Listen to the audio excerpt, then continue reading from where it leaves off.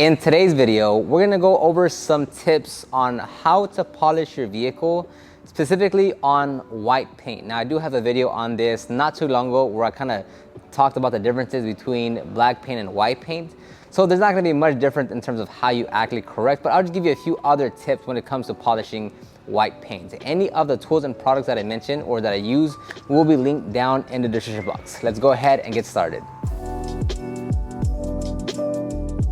There isn't really a big difference in terms of the actual process that you do on the vehicle if it's white paint versus black paint versus blue paint. Now, just generally speaking, you can get away with more, or I should say less work, because it is white paint. On a black colored vehicle, you're gonna see all the micro scratching or marring or any imperfections that are left over. With a white colored vehicle, you can do, let's say, half the work as you would need to on a black colored vehicle. But because white does such a good job at hiding the swirls and scratches, it's still gonna come out with amazing results. So that's one key thing you have to keep in mind. Also remember, anytime you do polishing on any kind of paint, a big factor is the clear coat in itself, right? If it's soft, if it's hard, if it finishes down easy. So that's also something you have to consider when you're working on your vehicle. This one, it works, for the most part, it works pretty well. The paint system is pretty easy to work with, but that's also dependent on maybe some areas have deeper scratches than others. So let's say one part of the vehicle actually corrects easy and finishes down easy, but another section of the vehicle actually needs a bit more work on the correction, or it takes a bit more time to finish down on the polishing phase. So that's something that can also happen based on the condition of the swirls and scratches.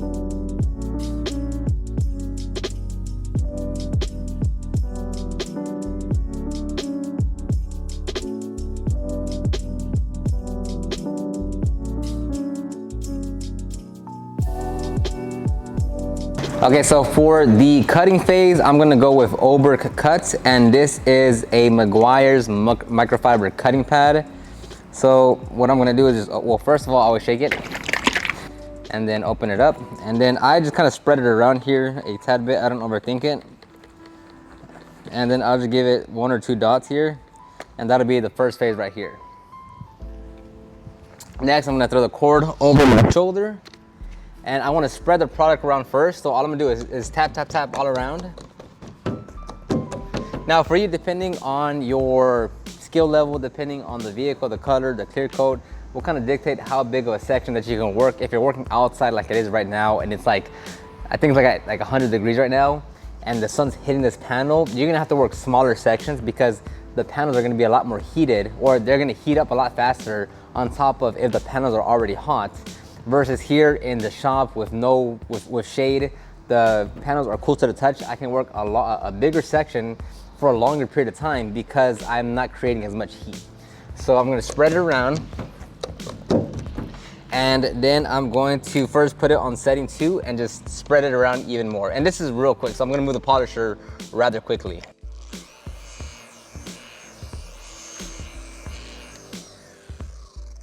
So that's just to spread it around, get on the surface.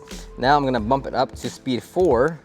I'm gonna turn these lights around to actually get the lighting on the vehicle now. If you watch our other video, the pad has to stay flat on the surface, low to medium down pressure, and slow arm movement. Not like molasses, but slow, steady arm movement. So it's on speed 4.5 actually, and we'll get started.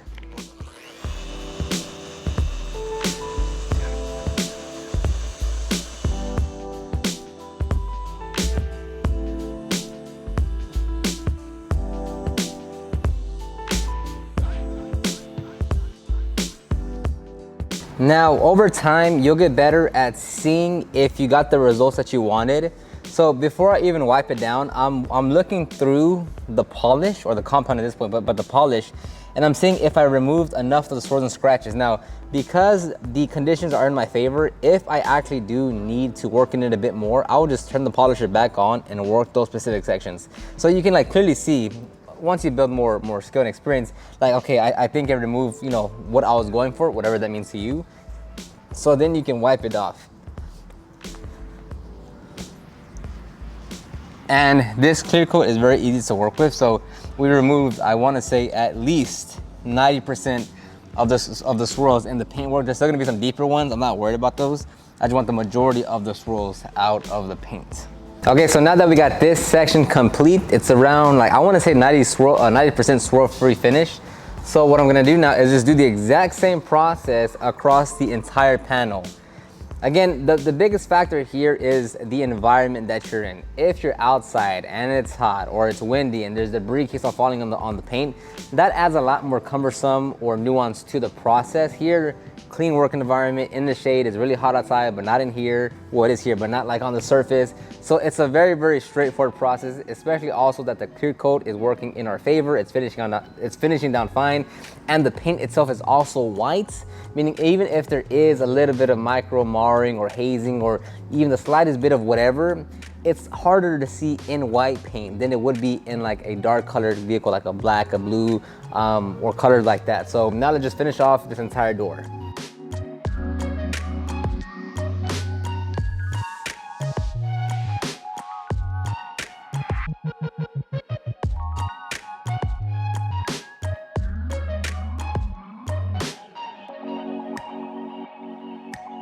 Now, when it comes to polishing paint, you're gonna figure out your own method.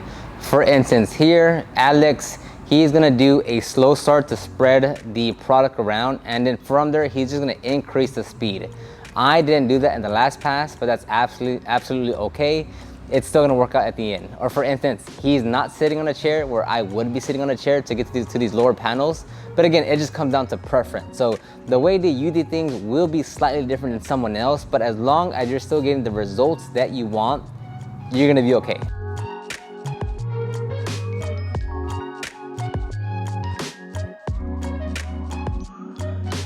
Okay, now the correction is all knocked out. We're all around maybe like 85–90% of the swirl marks are removed, which I'm happy with. Again, it just comes down to what you're happy and what you want to achieve with your vehicle.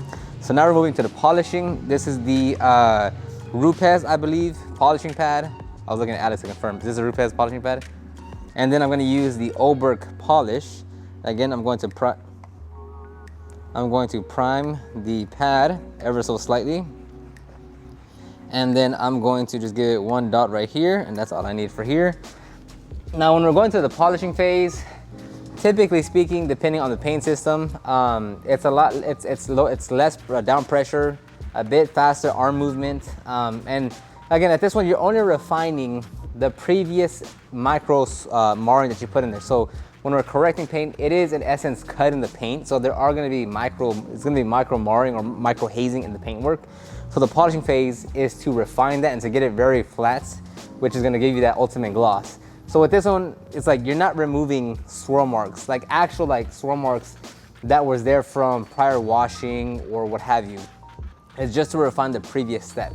And again, with white paint, if you finish down the correction well, meaning like maybe it's like it basically looks like it was already polished, then you can, again, just based on your own personal vehicle. I'm not saying for customers, I'm not saying like there's a right, I'm just saying like if you finish down the correction phase good enough to where like, hey, it looks pretty darn good here, like there's not much of a difference between if I polish it or not, then you can just go ahead and go to the next step of protecting it, right? Like that's what like white paint lets you do.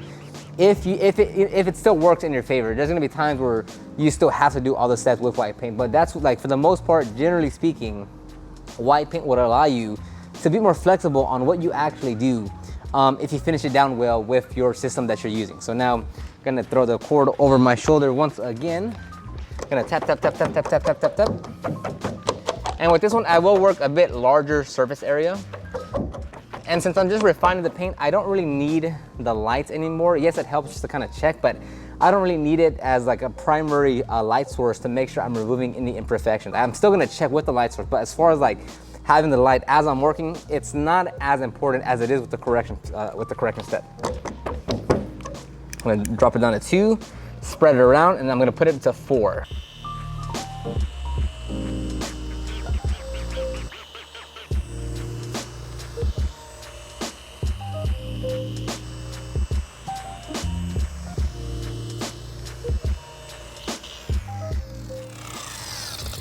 Now, I'm not going to wipe the polish down yet, just because, again, the environment is favorable. It's not gonna dry on there. And I just wanna keep on working. So I'm actually gonna knock out this section and this section before I actually wipe down the polish.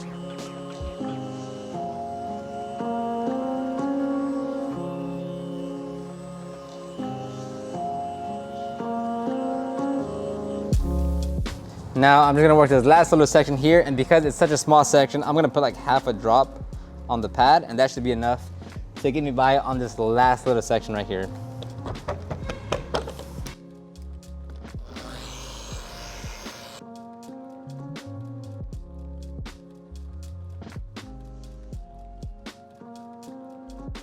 Okay, so now we're done with the polishing step.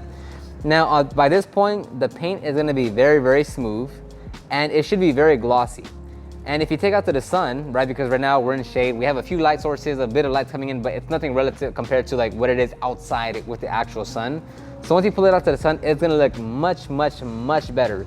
Now, typically with white paint, not the myth, but kind of a general consensus when it comes to white paint is that, like, does it even need that amount of work because it is white paint? So hey, look, it just comes down to you and what you want out of your paint work. I mean, we get comments all the time about like, hey, do you need to do a paint correction or ceramic coating on a white colored vehicle? And you know, it's still paint, there's still clear coat, you can't see the swirls as well, so that's why people come into question with if you should do that service or if you should do that type of work to your vehicle.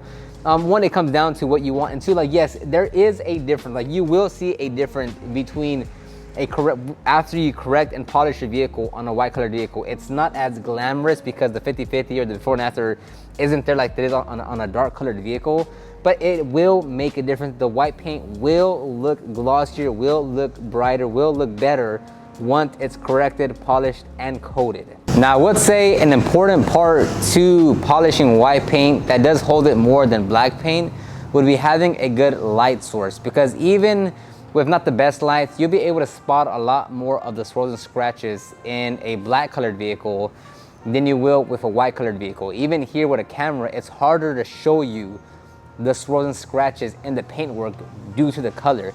But with a black colored vehicle, it is much, much, much easier to show you those imperfections. So I would say definitely have a good light source, whatever that means, whether it's handheld, whether it's on a tripod, whatever it is, just have a good light source specifically for white paint. Yes, a good light source is just good to have with any paint correction and polishing, but you will see that it is much harder to see imperfections in a white or silver versus a dark colored vehicle.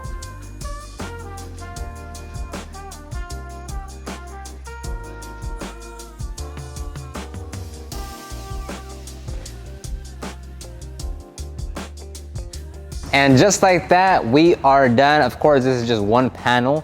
If we were to do the whole vehicle, it'd take a lot more time. And if you are working in your home garage, if you're just getting into paint correction or polishing, some of the best advice I can give is just take your time. You might not finish it in one day, you might not finish it in a weekend, but if you're new to paint correction, polishing, if you don't have the best paint system to work with, right? Maybe it's very soft, maybe it's very hard, it might take you a bit longer than what others would go through, simply due to the type of paint that you have. So if you have any questions about the process or any of the tools or products that I have, you can leave a comment down below or click the description box down below to view all the links to the tools and products that we use.